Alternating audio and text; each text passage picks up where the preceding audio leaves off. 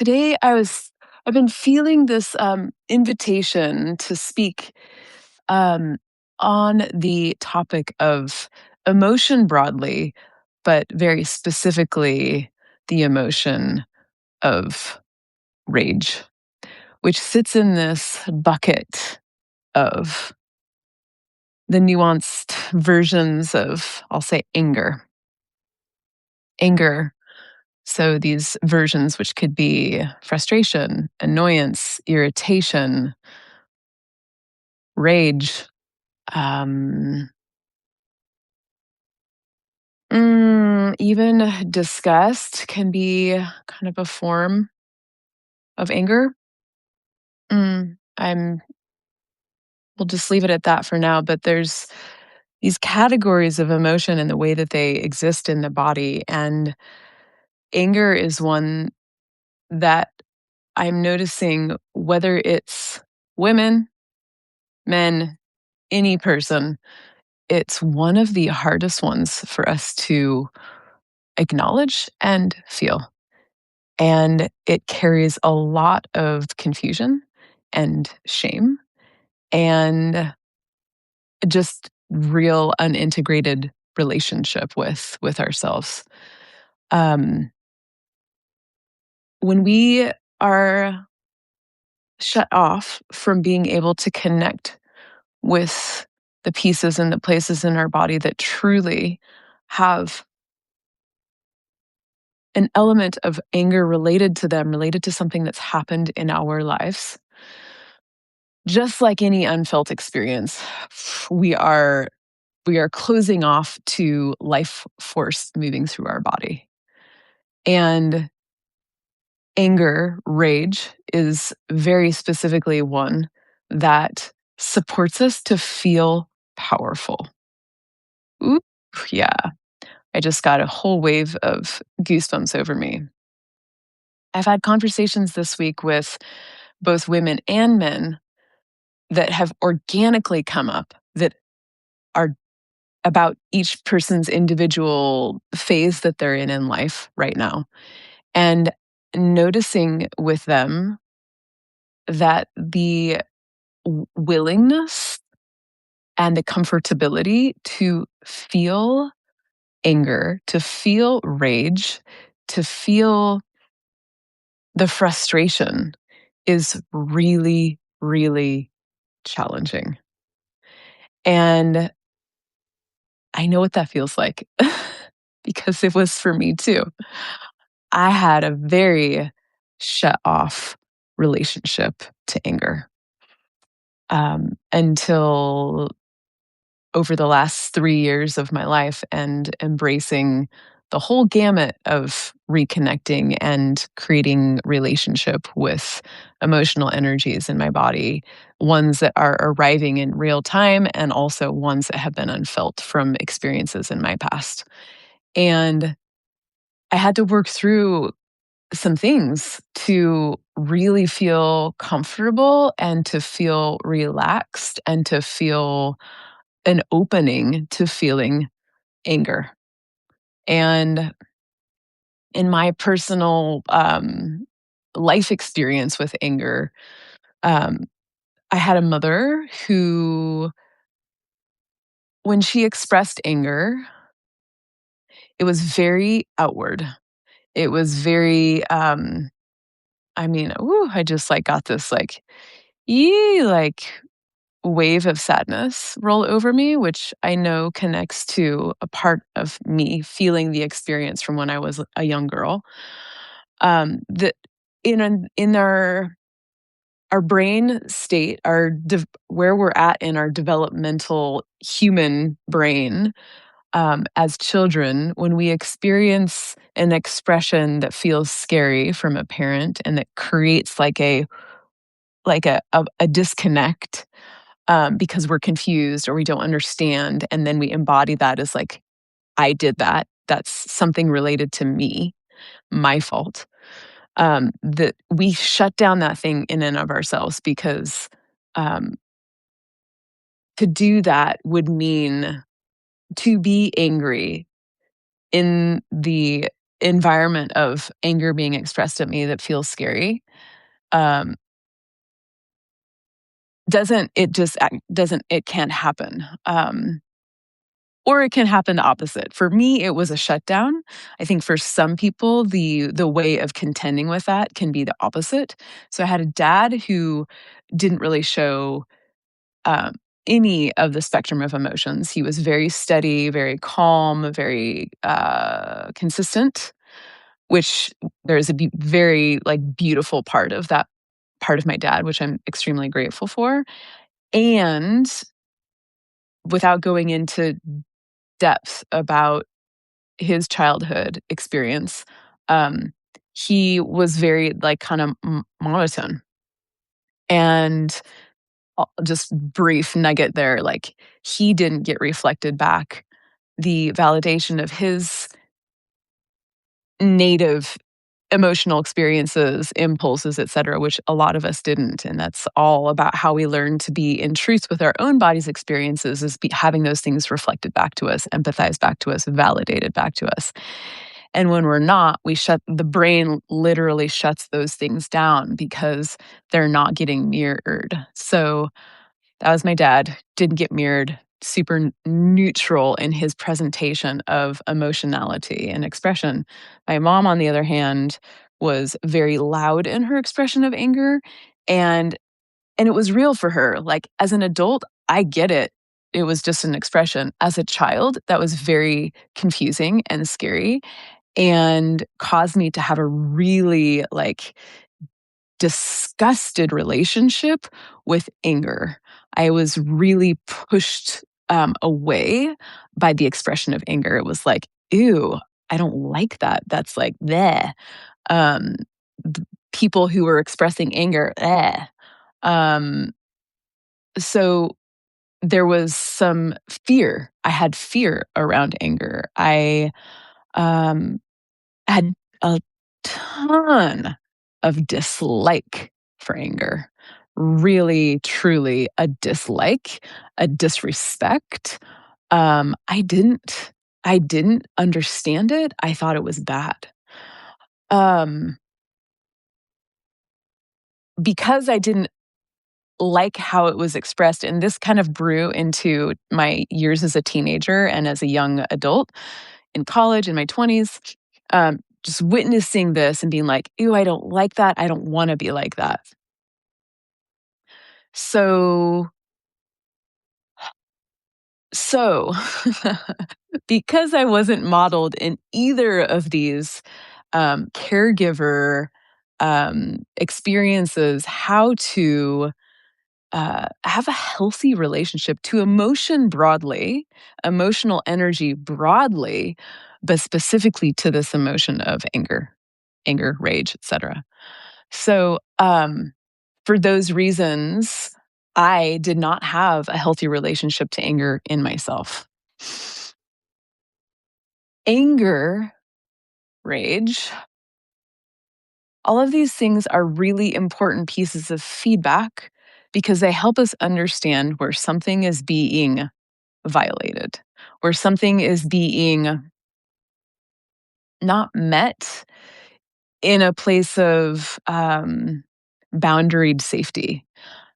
Um, Yes, I could speak more to that, but I'll just keep it as simple as that right now. It's information. Every emotional energy that we feel is simply information. We feel the emotion, we come back to a place of center. We choose from there, from this place of having integrated that experience versus having shut down that experience. Anger is really healthy because it shows us when something is feeling like, ooh, yeah, yeah, this like internal yes to myself, which creates a boundaried no out here in the world, that has been violated. There has been something is not okay. And this could be a broad thing, right? If like you have a really strong value, as I do, about how important it feels to me to uphold the dignity of all humankind when there is atrocity happening in the world around us where people's dignity is literally being like stolen from them. That can incite anger. This is another, it's like, yes, it's happening out there to these other people, but I can feel myself in this like place of wanting to defend and protect humanity's dignity. um I can feel it for myself also. So when something feels like I'm not being seen for what is true for me, or I'm not being understood for what is true for me, or I'm not um, being like respected, experienced in a way that is accurate to how I feel in myself, that to me causes this like there's an internal violation because I'm being projected onto in a way that is the other person's experience and their projected perception of me versus what is actually accurately true for me. And not to say that perception is inaccurate, but perception for the most part is based off of um, a a place that we haven't gotten curious about in ourselves. So when we have a perception that creates a judgment of another person that we're so sure is true, we're so sure is accurate, we're so sure that we're seeing them for what is accurate and true, but what they're describing to us is is them not seeing themselves. When we're so sure about that, and there is a dissonance in these perceptions, the one that the person is speaking to that's true for them, and the other person saying, hey, no, you're wrong. That's not actually what's true. What I'm seeing about you is the real thing. And for me, feeling like, oh my God, like you actually cannot see me because your patterned perception is so strong that it disallows me from being able to be wholly witnessed in the way that is actually real, that is actually true, that is actually love. And I've had this come up in romantic relationship. I've had this of in many romantic, I wouldn't say many because I haven't been in many romantic relationships, but I've been in a number of romantic relationships in my adult life. And that projection of another person's perception that creates an inaccurate representation of how I know to be holding myself in an experience feels extremely violating.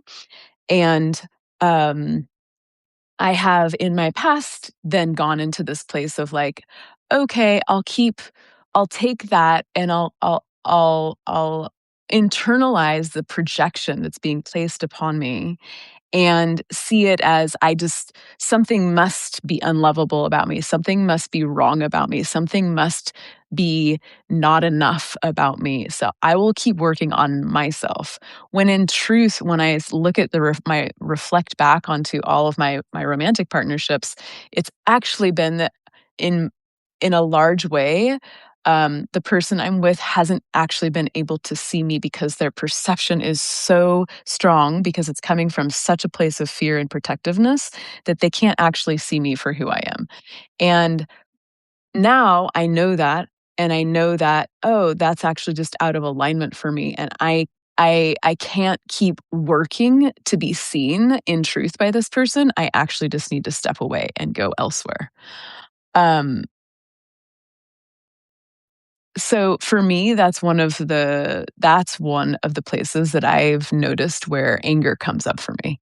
Um, when I'm not, and it's come up for me in friendships also, like non-romantic friendships, where there has been no space for me to have real authentic conversation where a person can set aside their perception and truly hear and truly listen. This is like, woo, the art of self relationship meets the art of communication, which there's so much work to be done in all of these things in our culture. Um, it's it's so we have so much self disconnection that then perpetuates the connection with each other within any kind of relationship, parent-child relationship, friendship relationship, platonic friendship relationship, colleague relationship, relationship with our devotional lover, our beloved. Um, when this is fractured in here, it makes it extremely difficult to have real, honest, successful communication with a person that we're engaging with. I've actually found one of the most successful ways of having very conscious communication that's very real and very stripped down and non-perception influenced is with my 6-year-old son. He hasn't formed these protective mechanisms that prevent him from actually seeing.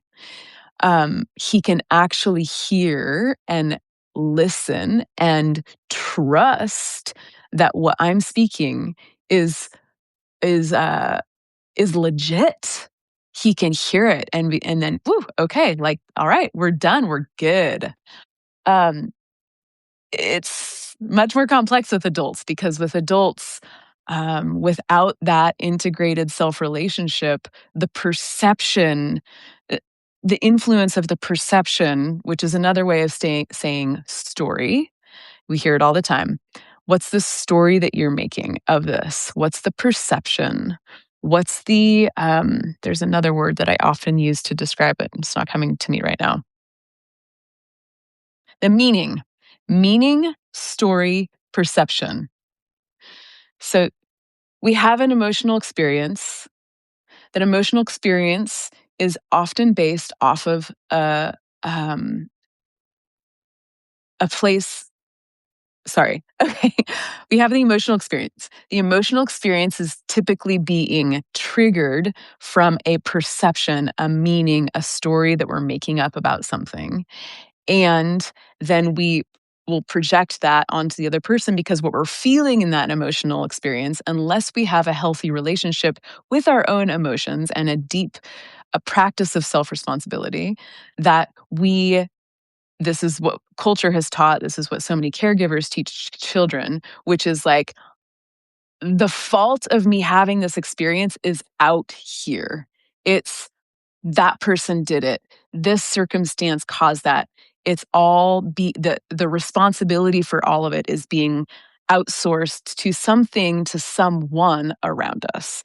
This is I don't like this word, but I'm going to use it because it it is out there, and I think we can connect to it. And in the triangle of it's like the Bermuda Triangle of I can't remember, but there's rescuer, prosecutor, victim, and this what I'm talking to about outsourcing here. That's victim. That's like this thing is to blame for why I feel the way that I feel. This person is to blame versus, oh, I have this perception, this story, this interpretation, this meaning that I'm making. And usually, always, slash usually, that is coming from a place of attachment wounding, attachment patterning from our childhood. And until we go in and say, wow, why am I thinking that this person is controlling me all of the time? Why do I think that this person is um, like, ah, trying to make me feel bad all of the time? Then we have to go in, like, why is that a consistent experience that I'm feeling in my life? It's always goes back to childhood patterning and attachment. And when we go in and see, oh my gosh, like this is a protective strategy to to outsource the experience that I'm having emotionally to something around me, that's a reclamation. That's integration. That's embodiment. That is, that's responsibility, accountability for our experience. And it might be that you still don't want to be in relationship with that person or that context, et cetera, et cetera, et cetera. But the reason that that choice is being made is because of a place of powerfulness and clarity in here versus I need to distance myself from this place because they're triggering me and I can't be triggered because being triggered isn't comfortable and I don't want to deal with feeling uncomfortable. So I'm just going to have to not be around this anymore. Two entirely opposite ways of attending to the same thing. You can see how fired I am about this. I'm fired up about it because I am a devotee of being self responsible. And when we choose to be in a devotional place of our body's experience, we are liberated. We are free. We are alive. We are able to play with life. We are not dependent on things out here to be constructed and crafted and choreographed and orchestrated in just the right way so that we can feel okay. It's the opposite. We feel okay because we know how to take care of ourselves because we feel okay from within. And then life just becomes this fucking delicious dance that we get to experience every day, every minute. It's the most important thing. And I think slowly there's this like awareness building that's happening that's saying, "Hey, people, like this is your life. Do you really want to be free in your body? Then you can't keep doing what you've been doing for years or decades or whatever. You have to do it a different way, which is to go into full accountability for one's body's experience." It's the best thing. And then everything becomes just like I said, like a playful dance. So, woo, my legs are asleep because I've been sitting on them. I thought I was gonna do a little like ragey moment. I had one earlier this morning while I was in the shower. It's one of my favorite places to make noise. What I encouraged a couple of my friends who they end up being these like mini coaching conversations as I support them in things that they're going through, which is to like, can we just Ooh, soften a little bit to the fear that we feel to express rage or anger. Because when we don't allow ourselves, so I have a friend and she's transitioning out of a relationship. She's in her body is in havoc right now. And I'm like, have you allowed yourself to express any of the anger that you feel about how this happened? It happened in a really kind of messed up way. And she's like not able to do that because she also has a real unintegrated relationship with anger. So um, I respect it. I understand it. I've had to go through the same reclamation process myself, so I know what it feels like for me personally. So I get it, and I every one of us is going to have a different way of going about it, and it can be done. Just like reclaiming our relationship with any emotional energy, it's all something that we can do. And I'll just say this last little thing. And our culture has taught us that our identity is or sorry, our emotions are attached to our identity. And I want to invite us all to consider that emotion is simply an experience that our body is having. It's like I'm going to digest the scrambled eggs that I had for breakfast. My body knows how to digest the food. Anger, joy, shame, grief, sorrow, disgust, all of these experiences are a chemical episode that the body actually knows how to digest if we give it space for it to move through. What traps it in our body and what makes us feel shut down is when we think, oh, I'm not an angry person. I can't feel anger. Oh, I can't be sad. I need to be happy. So I'm just going to like shove down that sadness and just go either check out into, some other experience, which there's importance for that too. But the once the body is flushed through emotion, at least for me, I can feel now if I'm holding on to something for too long, I'm like, okay, 24 hours is like my max. I'm like, oh, I can feel that there's something in here that needs to move through. And usually I'm aware of it in the moment, but sometimes I don't have the context to just like do what I needed to. So to like set it aside momentarily, like you're in a work meeting and maybe you can't just have an anger eruption right there. Great. Pause it, table it, know that your body has had that experience and it wants to digest. So come back to it so it doesn't get stuck in your body because that's life force energy. That is the disembodiment that so many of us have lived that feels like we aren't alive. So that is my prayer for each one of us to gently, lovingly, compassionately, curiously ask ourselves, how can we get curious about this maybe oof the the fear of feeling anger or rage or any of the anger emotions. Perhaps it's connected to how you want to experience yourself and the perception of your identity. Like I said, I'm not an angry person. I don't want to be a scary, angry person because maybe your dad was a real angry person. And so you have this perception that angry people or anger in and of itself is a bad thing, is a scary thing. And it's true. There are lots and lots and lots of really unintegrated, truly, genuinely, authentically scary expressions of anger. So I want to say that too. This is all valid.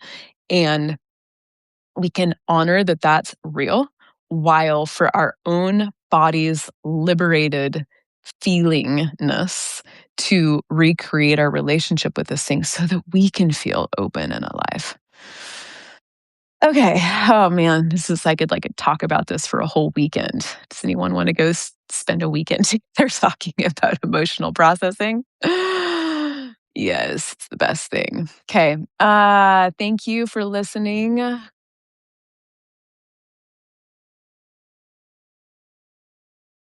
I'm feeling my heart beating.